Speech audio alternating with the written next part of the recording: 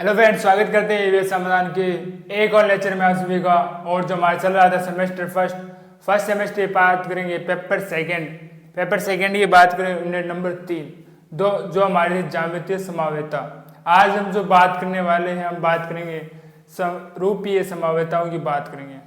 समरूपीय समावेता देखिए क्या होती है। समरूपीय समावेता की अगर बात करोगे ना, वे इनके अंदर वे समावय आएंगे जो क्या होते हैं, एक दूसरे के अंदर परिवर्तित होते रहते हैं।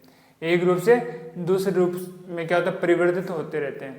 परंतु जब हम सामान्य तापों की आप बात करोगे ना, जब एक दूसरे रूप में परिवर्तित हो रहे हैं समावीय, तब इनका सामान्य परिस्थिति के अंदर आप पता नहीं लगा सकते। परंतु जब ताप क्या हो, न्यूनतम हो, जब ये एक दूसरे रूप में बदलेंगे ना, तो इनके बीच में ऊर्जा का अंतर होगा। जो ऊर्जा के अंतर के कारण क्या होगा, एक दूसरे रूप में बदल नहीं पाएंगे, जिसके कारण क्या करते हैं, इन समावयों को आप पता कर सकते हैं, पता लगा सकते हैं। ठीक है, लिख लेते हैं इनको। कौन समावय थे, वे समावय आएंगे, वे समावय आते हैं इसी के अंतर्गत जो क्या एक दूसरे में परिवर्तित होते रहते हैं, एक दूसरे में परिवर्तित होते रहते हैं। ठीक है, वे समय भी आएंगे जो एक दूसरे के अंदर परिवर्तित होते रहते हैं। परंतु जब मैं बात करता हूँ ना सामान्य ताप की, सामान्य ताप पर यह समावय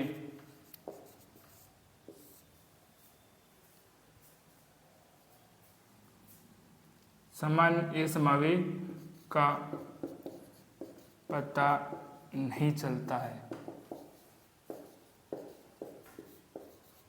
ठीक है, सामान्य ताप पर जब ये चेंज होते हैं ना, और सामान्य परिस्थितियों की भी बात कर लीजिए, उसमें क्या होता है, समावय को पता नहीं चलता।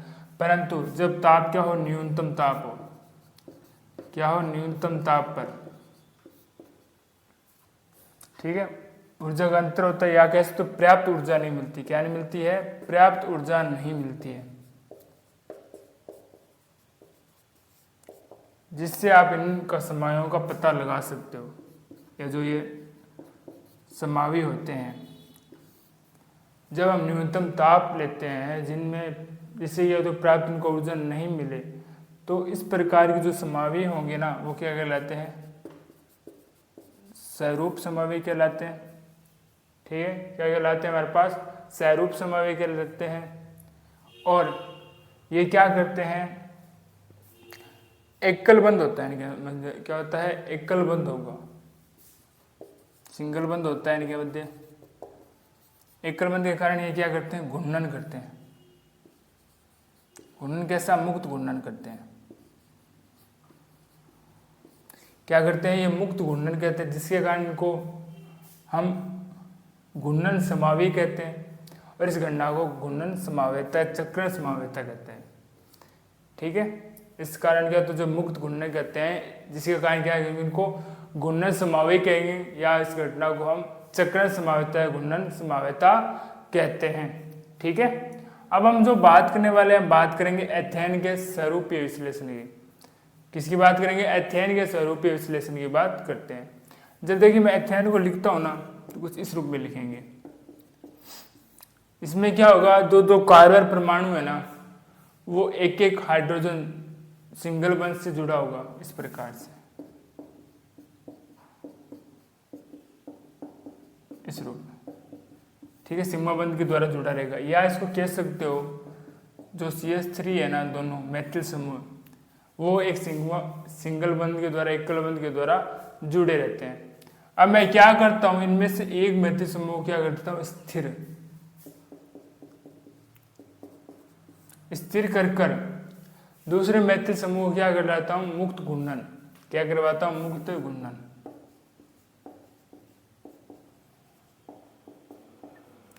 क्या करवाऊंगा, इनका मुक्त घूर्णन करवाता हूं, तो उसकी दो चरम स्थिति प्राप्त होती है, चरम स्थिति प्राप्त होगी तो इसकी, जिसको क्या कहते हैं, उन चरम स्थितियों में एक को तो आप कहते हैं अंतरित अंतरित, ठीक है, एक को क्या कहेंगे, घर्षित समावेता कहते हैं, या सहरूपण, सॉरी सहरूपण कहते हैं, क्या कहते हैं, सहरूपण। ठीक है, हमने क्या लिया है, एथेन लिया, जिसके अंदर मैंने कहा एथेन में प्रत्येक कार्बन से एक एक हाइड्रोजन व सिग्मा बंध के द्वारा जुड़ा होता है, या कह सकते हो जो दो मैथिल समूह है ना वो सिंगल बंध के द्वारा जुड़े रहते हैं सिग्मा बंध के द्वारा। इसमें से क्या करता है, एक दूसरे जो मैथिल समूह है ना उसको स्थिर कर देता हूँ, दूसरे उसके सापेक्ष मुक्त घूर्णन कराता हूँ, तो इसकी दो चरम स्थितियाँ प्राप्त होती है मुझे। एक मुझे प्राप्त की अंतरित सहरूपण कहूँगा उसको, एक क्या कहूँगा मैं, ग्रसित सहरूपण उसे कहते हैं। ठीक है, जब मैं बात करता हूँ ना ग्रसित की,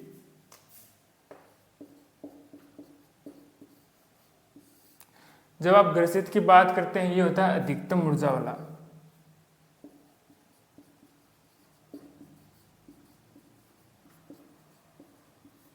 ठीक है, क्यों होता है उसकी बात करेंगे। जब देखिए इसके अंदर ग्रसित रूप के अंदर क्या होगा, जो कार्बन से जुड़े हाइड्रोजन परमाणु हैं इस प्रकार से होंगे कि वो एक दूसरे को ढक रहे होंगे।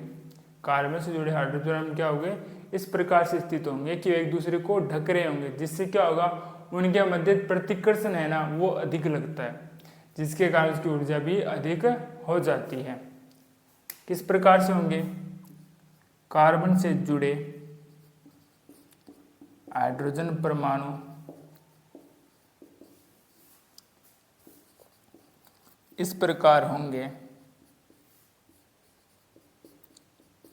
कि वह एक दूसरे को ढक रहे होंगे। ठीक है, जिससे क्या हो जाता है, इनके मध्य प्रतिकर्षण अधिक हो जाएगा,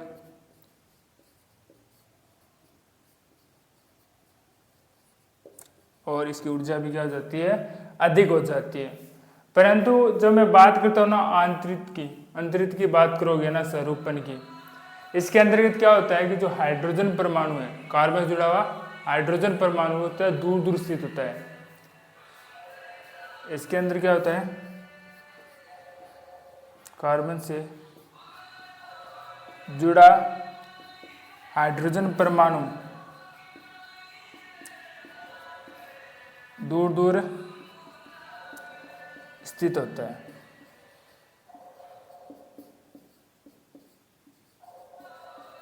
जिससे क्या होता है,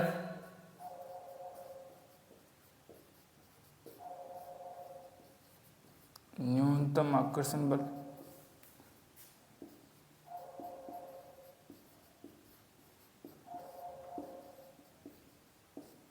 ठीक है, न्यूनतम आकर्षण बल लगता है, और इसकी ऊर्जा भी क्या होती है, न्यूनतम। ऊर्जा भी क्या होगी, न्यूनतम।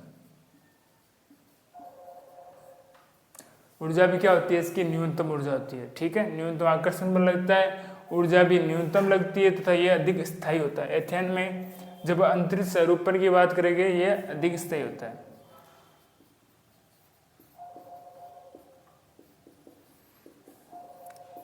इनके मध्य जो ऊर्जा का अंतर होता है वो होता है 3 किलो कैलोरी पर मोल होता है। ये होता है इनके मध्य ऊर्जा का अंतर।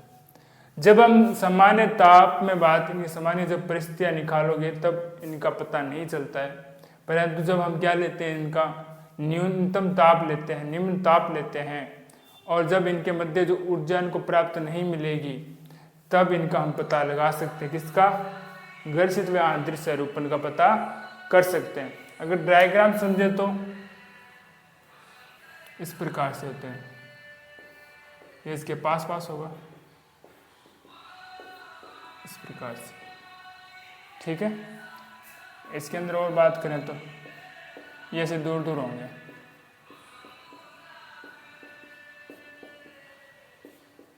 एक कार्बन जो परमाणु है वो क्या होता है, इसके पीछे की साइड होता है। क्या होता है, इस प्रकार से दूसरा कार्बन परमाणु इसके पीछे साइड होगा, और ये उससे जुड़े हुए हाइड्रोजन परमाणु। तो बात करने वाले हैं, बात करेंगे ब्यूटेन के समरूपीय विश्लेषण की बात करने वाले। देखिए, जैसे हमने एथेन का देखा था, एथेन का समरूपीय विश्लेषण कितना था, 2 प्रकार से रूप प्राप्त हो रहे थे। एक तो ग्रसित प्राप्त हो रहा था, एक अंतरिक्ष स्वरूपण प्राप्त हो रहा था। परंतु जब ब्यूटेन की आप बात करते हैं तो कितने प्राप्त होते हैं, 4 स्वरूपण प्राप्त होते हैं। रीजन क्या है इसका, रीजन यही है कि इसके अंदर दो हाइड्रोजन परमाणु होंगे और दोनों कार्बन पास क्या होंगे, एक एक मैथिल समूह होते हैं। क्या होते हैं, रीजन ये होता है दोनों कार्बन है उनके पास 2 हाइड्रोजन परमाणु है तथा एक एक मैथिल समूह उपस्थित है। ठीक है, और ये क्या करते हैं, 120 डिग्री कोण पर घूर्णन करते हैं। कोण पर क्या करते हैं, घूर्णन करते हैं। ठीक है, जैसे हमने एथेन की देखी, ये 2 संरचना है। ये ऊपर वाला कौन संरचना है, यह है आंतरिक, जबकि नीचे वाले कौन से, ग्रसित संरचना है। ठीक है, ये एथेन की हमने स्वरूपण की बात कर ली थी।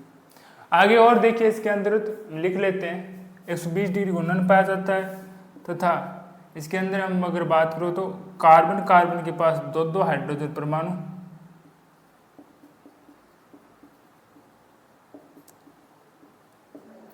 कार्बन के पास एक क्या होता है, मैथिल समूह। क्या होता है, मैथिल समूह है। अब जिसके अंदर पहले बात करते हैं पूर्ण घर्षित की बात करोगे। पूर्ण घर्षित सिंपल है, दोनों जो कार्बन हैं उनसे जुड़े जो मैथिल समूह होना वो होते हैं एक दूसरे के पीछे होते हैं या निकट होते हैं। दोनों जो हाइड्रोजन परमाणु होंगे वो भी क्या होंगे, दोनों के निकट होते हैं, जिस कारण से क्या बना लेता है, पूर्ण घर्षित संरचनाएं बना लेता है। क्या बना लेगा, ये पूर्ण घर्षित संरचनाएं बना लेता है। दूसरा हम देखते हैं गॉस रूप। जब गॉस रूप आप देखोगे ना, इसके अंदर आपको दिखाई दे रहा होगा कि हाइड्रोजन और हाइड्रोजन ये अलग अलग दूर दूर है, हाइड्रोजन भी दूर दूर है और जो मैथिल समूह है वो है पास पास। परंतु आप देखोगे ना, जब हम एक मैथिल कार्बन या मैथिल समूह की बात करोगे तो दूसरे कार्बन का जो मैथिल समूह है वे हाइड्रोजन के क्या होगा, मध्य में होगा। ठीक है, क्योंकि ये जो आगे वाला कार्बन देखिए मैथिल समूह, इस मैथिल व हाइड्रोजन के ये मध्य में स्थित होता है। देखने को प्रतीत तो कैसा होता है, ये दूर दूर है तो हमें आंतरिक प्रतीत हो रहा है, आंतरिक प्रतीत होगा, परंतु जो आंतरिक स्वरूपण है उससे अधिक ऊर्जा होगी, उससे अधिक ऊर्जा होगी। ठीक है,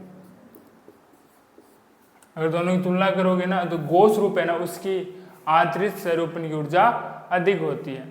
अब देखते हैं घर्षित की बात करोगे आप। देखिए, जब घर्षित के अंदर देखिए, इसमें आपको हाइड्रोजन व हाइड्रोजन परमाणु तो पास पास दिखाई दे रहे हैं कि पीछे एक, परंतु जो मैथिल व हाइड्रोजन परमाणु है ना, एक कार्बन का तो मैथिल समूह और दूसरे कार्बन का जो हाइड्रोजन परमाणु वो एक दूसरे के पीछे है। समूह यहाँ पर आपको दिखाई पास पास तो है, परंतु क्या विपरीत है। ये आपको प्रतीत तो कैसी होगी, ये संरचनाएं आपको प्रतीत तो होती है हमारे पास घर्षित जैसी प्राप्त होगी, पूर्ण घर्षित जैसी प्रतीत होती है ना, पर होती नहीं है। और इससे क्या होगा, जो घर्षित है ना पूर्ण घर्षित, उससे ऊर्जा कम होगी। पूर्ण घर्षित से ऊर्जा कम होगी इसकी। अंतिम पढ़ते हैं अंतरिक्ष। अंतरिक्ष के अंदर जो मैथिल समूह है, हाइड्रोजन परमाणु है, वो सभी क्या होते हैं, दूर दूर स्थित होते हैं। क्या होंगे, दूर दूर स्थित होंगे और ये सबसे अधिक स्थायी होगा, यह अधिक स्थायी होगा।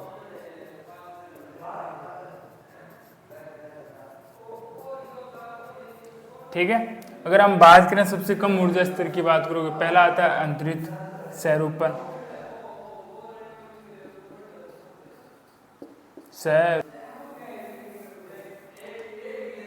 पहला होता है अंतरिक्ष स्वरूपण, फिर होगा हमारे पास ग्रसित की ऊर्जा होगी, सिर्फ ग्रसित की। फिर होती है हमारे पास गॉस की, फिर किसकी होती है हमारे पास सबसे अधिक ऊर्जा होगी, पूर्ण घर्षित की।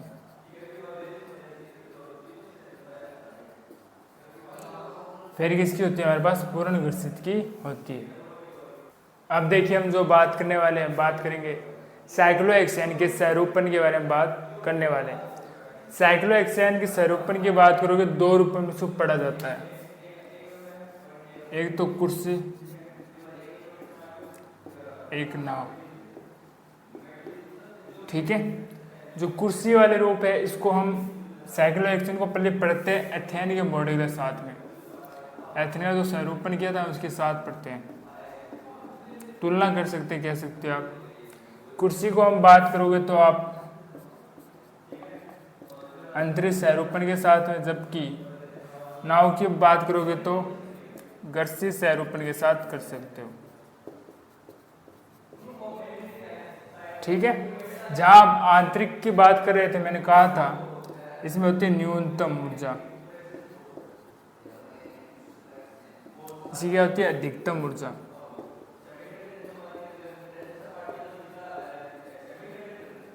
रीजन पढ़ा था हमने, ग्रसित के अंदर क्या थे, हाइड्रोजन बहुत पास पास थे, एक दूसरे के पीछे थे, जिसका प्रतिकर्षण इसमें अधिक लग रहा, जिसका इसके अंदर अधिकतम ऊर्जा थी।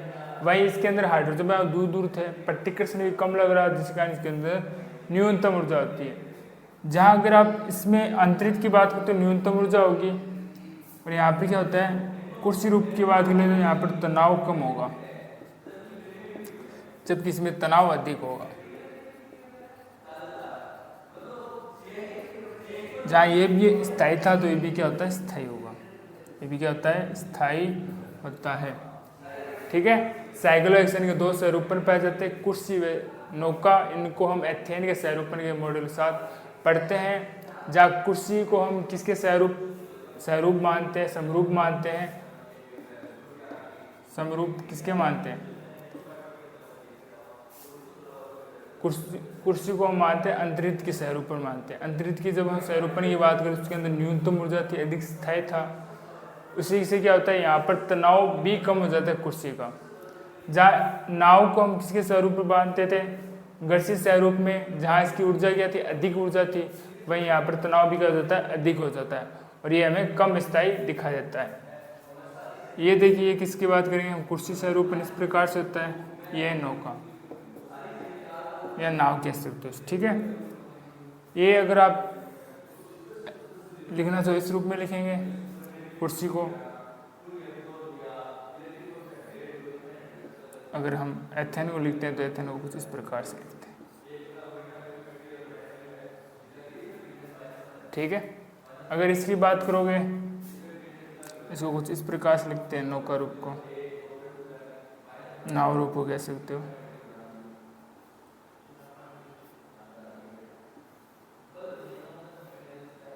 सॉरी, इसमें पास पास इस प्रकार।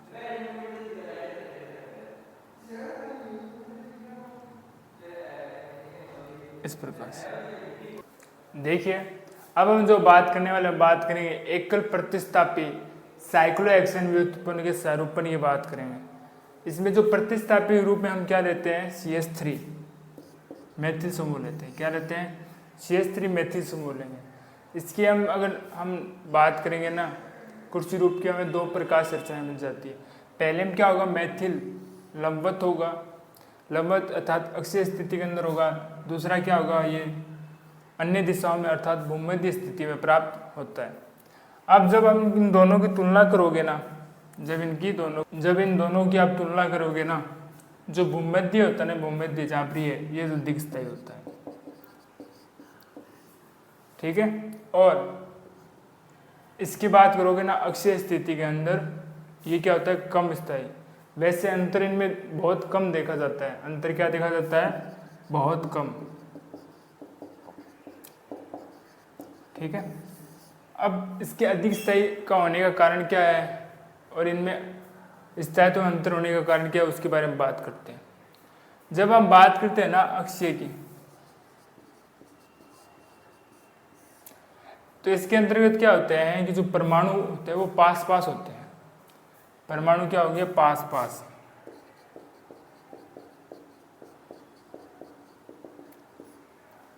ठीक है, और जब भूमध्य की आप बात करोगे, इसके अंदर परमाणु होते हैं दूर दूर। परमाणु क्या होता है, इसके अंतर्गत दूर दूर होते हैं, इसमें पास पास होंगे। और जितने पास पास होते हैं ना, उनके मध्य उतनी ही अधिक अंतर क्रिया होगी। क्या होगी, अधिक अंतःक्रिया होगी और उस तत्वों में कमी आएगी, क्योंकि साइक्लो वलय के अंदर जब उपस्थित होते हैं। और जब इसकी बात करोगे ना आप, किसकी, भूमध्य की बात करते हैं, तो इनके मध्य क्या होता है, परमाणु दूर दूर होते हैं, और जितने परमाणु दूर दूर होंगे उनके मध्य उतनी ही कम अंतःक्रिया लगेगी, जिसके कारण ये क्या होते हैं, अधिक स्थायी होते हैं। किसके अंतर्गत, हम साइक्लो वलय की बात कर रहे हैं जब, ठीक है, साइक्लो वलय की बात करते हैं, ठीक है। एक बार वापस देख लीजिए, हम एकल प्रतिस्थापी के रूप में मैत्री समूह का प्रयोग करते हैं। यहाँ पर क्या होता है, मैत्री समूह एक तो अक्षीय के रूप में स्थित होगा, एक भूमध्य में। जहाँ अगर भूमध्य की बात करो वो अधिक स्थायी होता है, और ये होता है अक्षीय में क्या होता है, कम स्थायी होगा प्रतिस्थापी। रीजन इसके अंदर क्या अंतर आपको अधिक देखने को नहीं मिलता है। रीजन क्या है, इनमें अंतर आने का, पहला रीजन है इसके अंतर आने का, जितने हाइड्रोजन परमाणु पास पास होंगे साइक्लो वलय के में, वैसे उनके मध्य अंतरक्रिया अधिक होगी, जिससे क्या होगा, वो स्थायित्व कमी आएंगे। जबकि हम जब बात करते हैं इनकी भूमध्य की, तब क्या होता है, इनमें हाइड्रोजन परमाणु दूर दूर होते हैं, परमाणु दूर दूर होने के कारण इसमें अंतरक्रिया कम होती है और स्थायित्व के अंदर वृद्धि होती है। तो आशा करते हैं आज ये लेक्चर आपको अच्छी समझ में आया होगा। फिर भी मन के अंदर कोई डाउट्स है तो कमेंट्स में लिख दीजिएगा, आने वाली क्लास के अंदर से जरूर सोल्यूशन दिया जाएगा। मिलते हैं आपको एक और लेक्चर में, तब तक के लिए धन्यवाद।